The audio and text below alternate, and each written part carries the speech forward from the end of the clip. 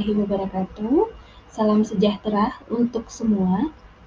Perkenalkan, nama saya Rahmi Anipesma SSI MSI. Saya salah satu dosen tetap Teknik Geofisika Institut Teknologi Sumatera. Pada kesempatan ini, saya akan memberikan pemaparan tentang pernyataan diri dosen dalam unjuk kerja Tridharma Perguruan Tinggi pada bidang pendidikan, spesifiknya bidang pengajaran. Video rekaman ini terdiri dari 2 bagian, yaitu penjelasan tentang satu mata kuliah yang meliputi DIA, yaitu Delivery, Interaction, and Assessment. Yang kedua, rekaman proses perkuliahan atau micro-teaching dalam skema daring. Mata kuliah yang saya paparkan di sini adalah Elektronika Geofisika. Sebagaimana mestinya, mata kuliah ini memiliki 14 kali pertemuan, di mana pada pertemuan pertama menyampaikan tentang rencana pembelajaran semester atau RPS dan kontrak kuliah. Di dalam RPS akan disampaikan beberapa poin penting tentang mata kuliah ini, salah satunya mengenai deskripsi mata kuliah. Elektronika Geofisika adalah mata kuliah pilihan umum dengan bobot 3 SKS yang diplotkan pada semester 3 dan 4. Mata kuliah ini juga bisa diambil oleh mahasiswa lintas program studi. Mata kuliah ini merupakan lanjutan dari mata kuliah wajib instrumentasi geofisika yang secara umum akan membahas dan menerapkan tentang konsep dasar kelistrikan beserta beberapa komponen krusial elektronika yang berkaitan dengan instrumentasi geofisika. Untuk capaian pembelajaran mata kuliah, terdapat 2 poin, yaitu mahasiswa mampu menjelaskan dasar-dasar elektronika yang berkaitan dengan alat-alat akuisisi data geofisika dan mampu merancang desain suatu rangkaian terkait masalah atau isu yang berkaitan dengan fisika bidang kebumian. Materi pembelajaran mata kuliah terdiri dari beberapa pokok bahasan seperti rangkaian listrik, dioda, transistor, penguat operasional, penguat diferensial, dan penguat instrumentasi. Pada akhir perkuliahan akan terdapat tugas besar yang bersifat project based learning. Metode pembelajaran dalam mata kuliah ini berupa ceramah dan diskusi, di mana di sini terjadi interaksi antara dosen dan mahasiswa maupun antar mahasiswa. Interaksi ini bisa dilakukan via Google Classroom ataupun grup chat WhatsApp selama jam kerja. Lalu pada bagian kontrak kuliah, sebelum ditetapkan, maka perlu dilakukan musyawarah untuk mencapai kesepakatan antara dosen dan para mahasiswa yang berlaku selama kelas mata kuliah ini berlangsung, terutama terkait sistem penilaian atau komponen penilaian. Berikut adalah komponen penilaian yang pernah berlaku di kelas elektronika geofisika. Masuk pada bagian kedua video ini, yaitu video rekaman proses perkuliahan yang sedang berlangsung, di mana proses perkuliahan ini juga telah mencakup 3 komponen penting suatu mata kuliah yang telah disampaikan sebelumnya. Selamat menikmati, atas perhatiannya saya sampaikan terima kasih. Bismillahirrahmanirrahim. Selamat pagi. Assalamualaikum warahmatullahi wabarakatuh. Waalaikumsalam warahmatullahi wabarakatuh, Bu. Ya, baiklah, kita bertemu lagi ya di mata kuliah TG 2002 Elektronika Geofisika, yang mana materi pada hari ini yang akan disampaikan terkait dengan komponen dioda.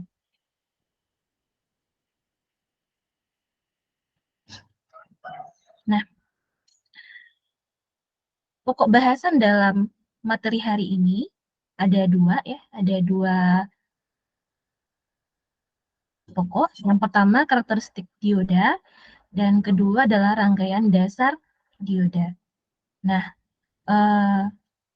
untuk dapat memahami materi dengan baik, Ananda sudah paham dulu ya terkait hukum-hukum dasar elektronika geofisika, mulai dari hukum Ohm dan hukum Kirchhoff. Ya. Jadi nanti diharapkan Ananda semua setelah mempelajari ini, Ananda semua paham ya, dan juga dapat menjelaskan karakteristik dari sebuah dioda. Terkhusus di sini dioda yang kita anggap ideal ya. Lalu juga rangkaian dasar dioda, rangkaian sederhana yang memperlihatkan peran dari dioda itu dalam suatu rangkaian.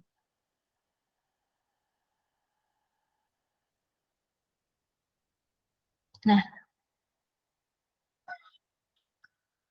komponen dioda itu bisa dikatakan sebagai suatu ekuivalensi elektronik ya, untuk sebuah katup satu jalur atau satu arah. Ya.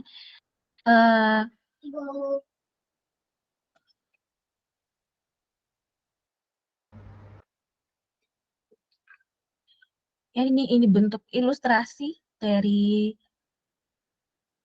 bentuk real suatu komponen dioda ya.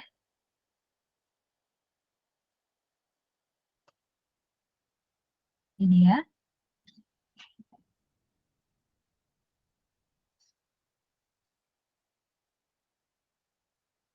Nah, jadi dia memiliki dua terminal.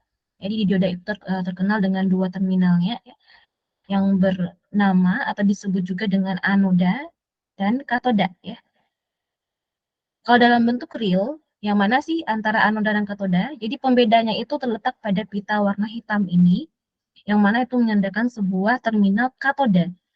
Dengan kata lain, ujung yang lain atau terminal yang sebelahnya itu merupakan anoda. Jadi untuk mengingatnya lebih mudah, berarti yang bertanda pita adalah katoda gitu ya.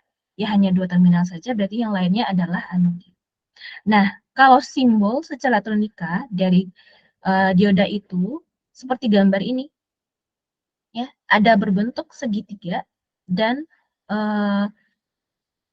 garis vertikal. Ya, berarti vertikal ini mirip dengan pengingat kita pada bentuk ini, pita ini, berarti itu merupakan katoda ya.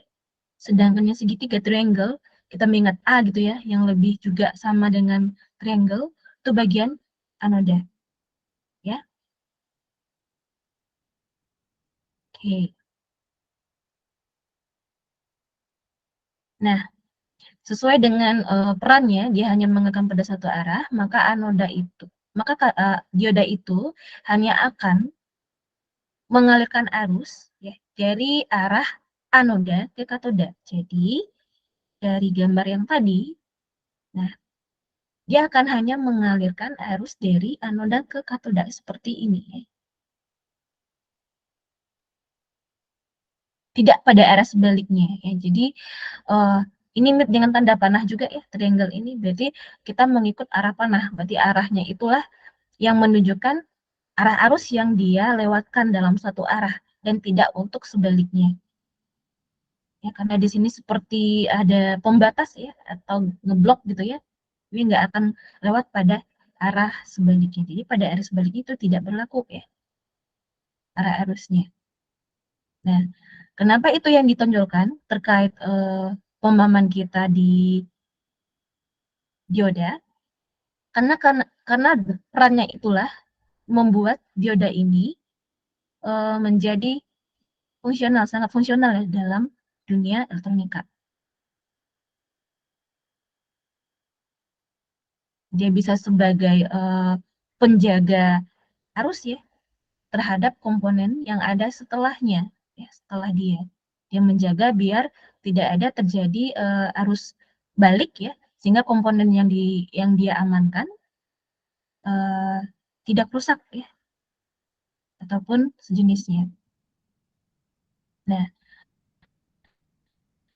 secara materialnya gitu ya, atau penyusun dari dioda itu, dia terbentuk dari material semikonduktor, yang mana secara umum semikonduktor itu bisa terdiri dari tipe P dan tipe N. Jadi dia gabungan dari dua jenis tadi, tipe P dan tipe N. Tipe P itu yang bertindak sebagai anoda, ya, dan tipe N itu bertindak sebagai katoda. Nah, karakteristik dari semikonduktor tipe P dan semikonduktor tipe N inilah yang secara keseluruhan nanti membentuk peran dari si dioda. Karena dari tipe P, semikonduktor tipe P, itu adalah semikonduktor atau material atau bahan gitu ya. Yang mana dia itu akan berada pada posisi meresap ya, atau menarik suatu elektron bebas yang ada di sekitarnya. Atau bisa kita sebut dengan keadaan dia itu penuh dengan hole ya. Hole adalah tempat yang akan diisi oleh elektron bebas jika dia berada di sekitar itu. Kalau semikonduktor tipe N itu adalah material atau bahan yang dia kelebihan elektron bebas. Jadi ada elektron bebas dia itu bergerak ya. Artian bergerak di sini adalah dia itu tidak terikat pada bagian pada material itu. Jadi seandainya dia digabungkan dengan material yang ibaratnya kekurangan elektron atau ada banyak hole-nya atau dia bersifat untuk menarik elektron gitu ya, yang kita sebut juga dengan tipe P tadi, maka akan terjadi suatu daerah depresi ya, dikenal dengan daerah depresi, yaitu merupakan daerah persambungan antara tipe P dan tipe N dari semikonduktor. Ya, ini dia. Jadi si elektron dari tipe N akan berpindah ke tipe P. Ya, perpindahan akan terus terjadi sampai mencapai suatu titik keseimbangan. Keseimbangan yang bagaimana? Keseimbangan di mana elektron pada tipe N tidak bisa lagi atau tidak memiliki energi lebih lagi untuk melakukan perpindahan ke tipe P. Ya, nah jadi ada keadaannya. Sebelum dia digabungkan seperti ini, setelah digabungkan akan berdifusi, dia akan mencapai titik keseimbangan, dan dia akan diam, akan stabil pada titik keseimbangan itu. Ya, ini daerah depresi kita. Perubahan akan terjadi, ya. Perubahan akan terjadi jika kita memberikan beda potensial pada ujung-ujung dari gabungan semikonduktor ini atau dioda kita ini. Jadi ini ada satu kesatuan dioda ya, merupakan gabungan dua semikonduktor. Nah, seperti ini. Di sini terlihat ya, dari setelah digabungkan, diberikan beda potensial, berarti kita memberikan suplai tegangan.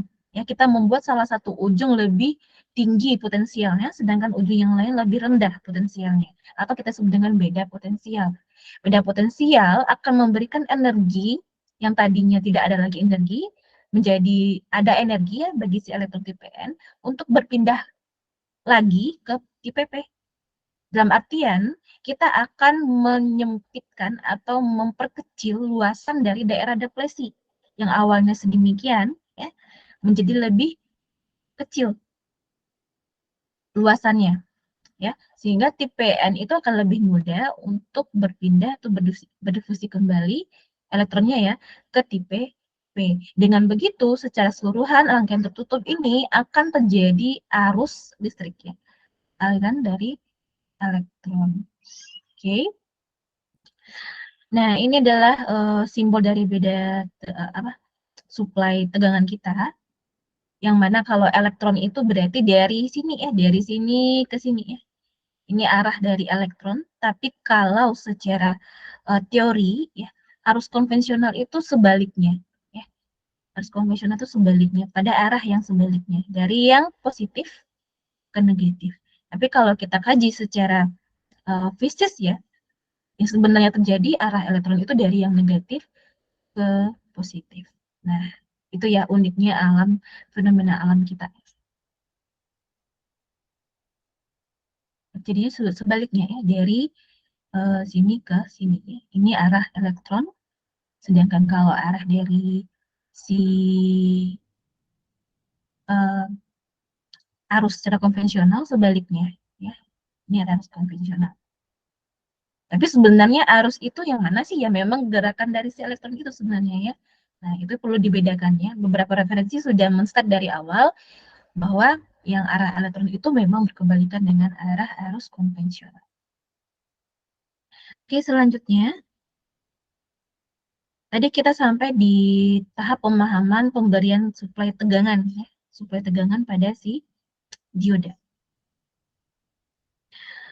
Nah, jadi pemberian tegangan ini juga terbagi menjadi dua ya, reverse bias dan forward bias. Reverse bias dan forward bias. Yang tadi kita lihat itu sebenarnya adalah forward bias, ya, forward bias yang mana darah depresi akan lebih mengecil setelah digabungkan tadi, ya. Jadi ada terjadi aliran arus. Nah, ada yang sebaliknya, reverse bias. Berarti ibaratnya kalau dianalogikan bagian yang ini dibalik sumber tegangannya, ya. Jadi kalau forward bias, positif sumber tegangan itu secara langsung berhubung atau terhubung dengan tipe P dari dioda atau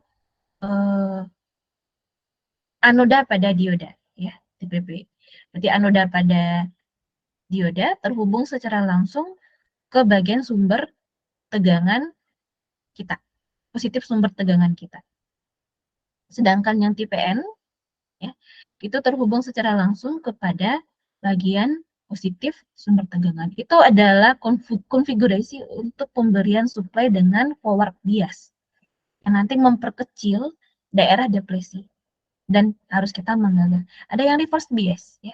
Jadi nggak selalu ya dioda itu hanya bisa digunakan untuk forward bias, tapi bisa juga sebaliknya ya, reverse bias, khususnya untuk dioda xenon.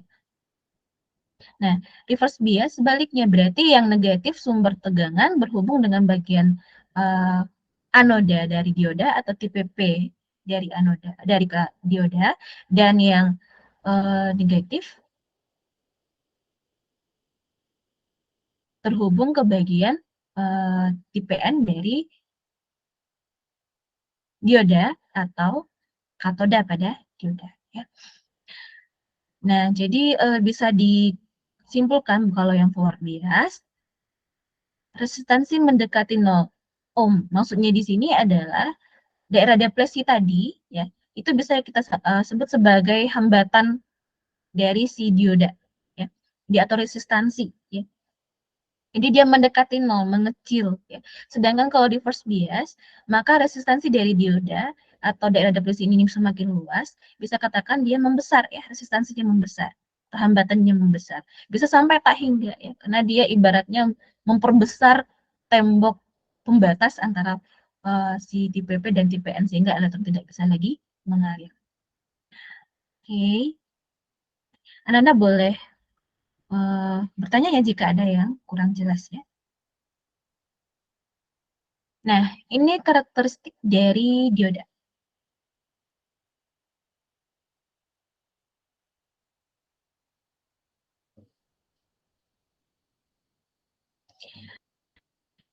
Nah, untuk gambar yang sebelah kiri, ya, gambar sebelah kiri, berarti arus itu disebut mengalir dari anoda ke katoda, ya, di sini.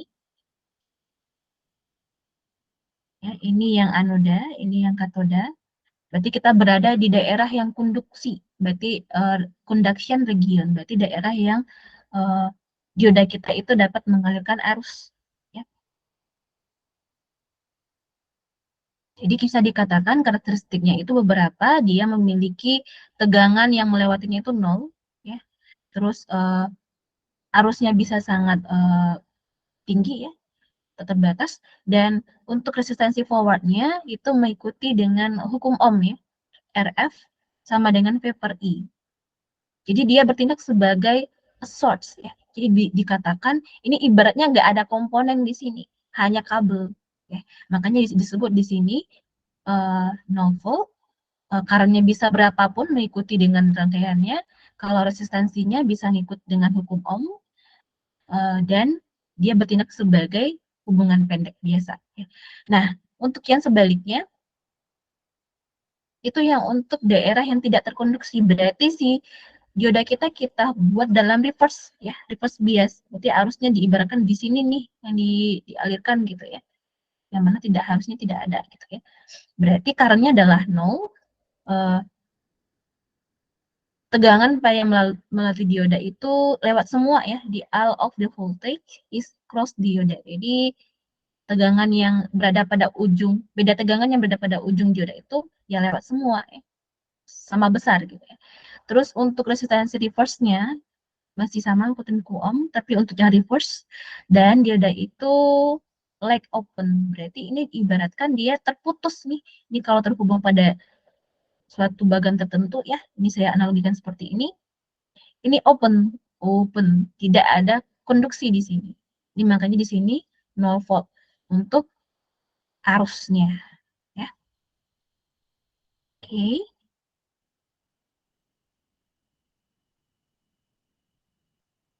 Selanjutnya membandingkan antara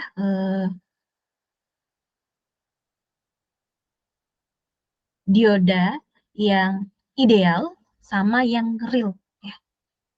Jadi kita memang selalu berasumsi gimana nih kalau dioda secara teori kita anggap dia adalah ideal. Ya, tapi yang realnya bagaimana ternyata tidak sesuai gitu ya. Tapi kita tetap beranjak dengan langkah sesuatu itu kita anggap ideal ya. Nah, seperti dalam metode geolistrik, kita menganggap bumi itu homogen isotropis. Tapi tidak ya heterogen, anisotropis. Realnya seperti itu. Tapi kita beranjak dari situ. Nah, untuk yang ideal Anda bisa lihat pada bagian ini, sebelah kiri Anda semua ya, ini. Jadi kalau kita beri dia forward bias, dia menjadi source ya. Kalau kita berikan reverse bias, dia bertindak sebagai open. Ini source, ini open.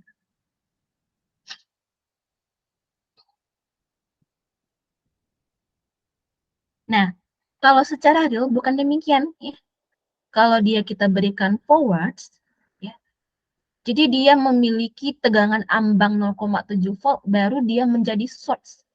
Jadi nggak ketika nggak nol gitu ya voltnya. Jadi harus 0,7 baru dia source. Begitupun reverse bias. Ya. Ada suatu tegangan ambang juga 0,7 volt.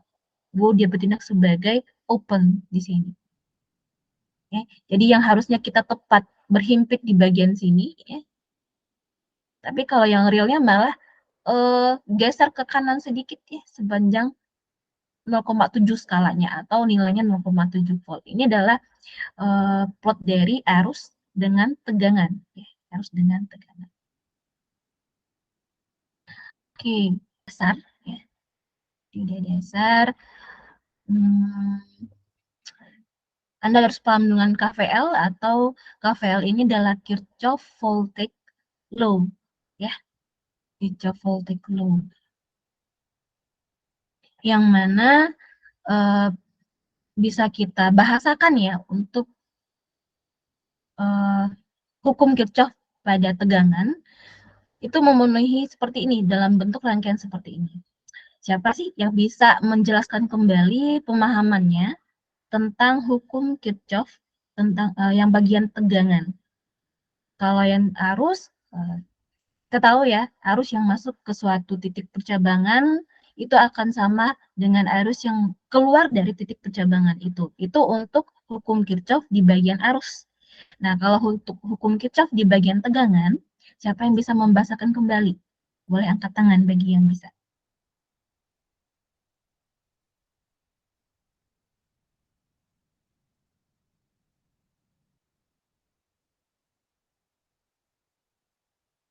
Ini kan ada dua ya, turunan dari hukum Kirchhoff, ada yang untuk arus dan ada untuk tegangan.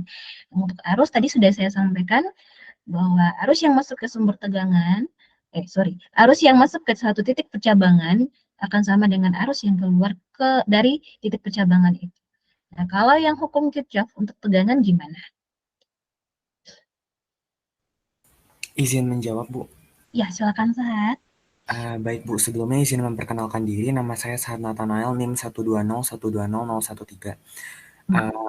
Jadi Kirchhoff Voltage Law itu dia punya rumus sigma Gegel induksi sama dengan 0.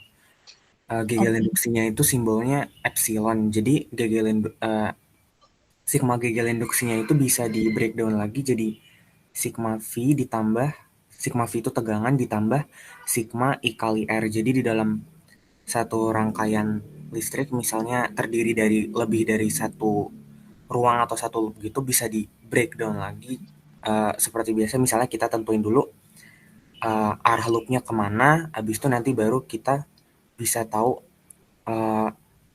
V-nya itu dan sigma I kali R-nya itu bernilai positif atau negatif, begitu Bu. Oke, baik. Terima kasih Sahat atas jawabannya. Sudah lengkap sekali ya, betul ya.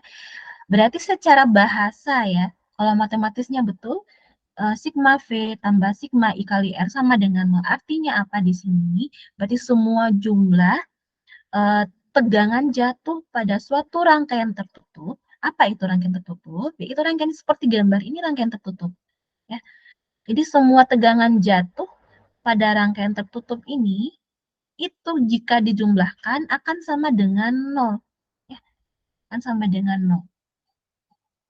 Itu uniknya. Ya, sama dengan 0. Jadi bagaimana kita menjumlahkannya Bu gitu ya? Ya Anda harus menerapkan suatu arah tertentu yang biasa kita sebut dengan arah loop ya. Anda mau searah jarum jam, Anda mau sebalik dengan arah jarum jam atau berlawanan arah jarum jam, terserah.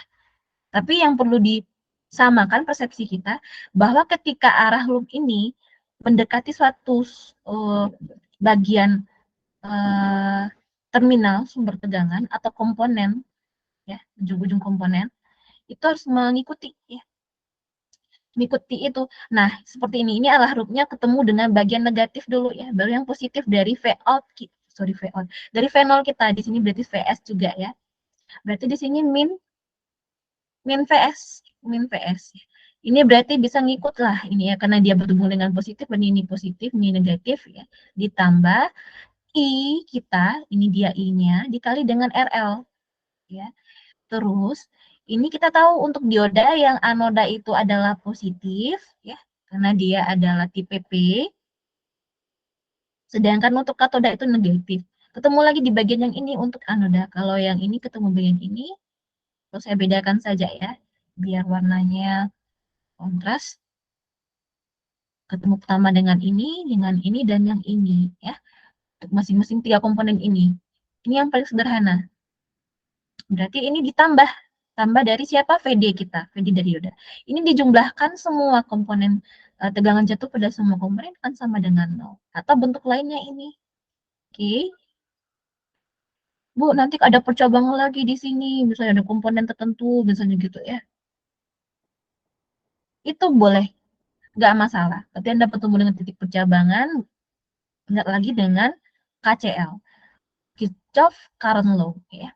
Di sini Anda akan bentuk loop baru lagi. Nah, intinya mau seberapa rumit atau kompleks pun nanti ini rangkaian Anda itu tetap berbalik lagi ke VL dan KCL-nya gimana. Tentu adalah hukum Ohm dari ya, hukum Ohm juga ya, yaitu V sama dengan I dikali R juga. Itu saja sih hukum yang akan dipakai. Mau sekompleks apapun rangkaian Anda ya. Oke, saya rasa itu saja untuk pertemuan kita hari ini. Nanti ada tugas akan saya share di Google Classroom ya untuk materi hari ini. Demikian, saya ketemu lagi di lain waktu. Saya tutup. Selamat pagi. Assalamualaikum warahmatullahi wabarakatuh. Waalaikumsalam warahmatullahi wabarakatuh. Oke.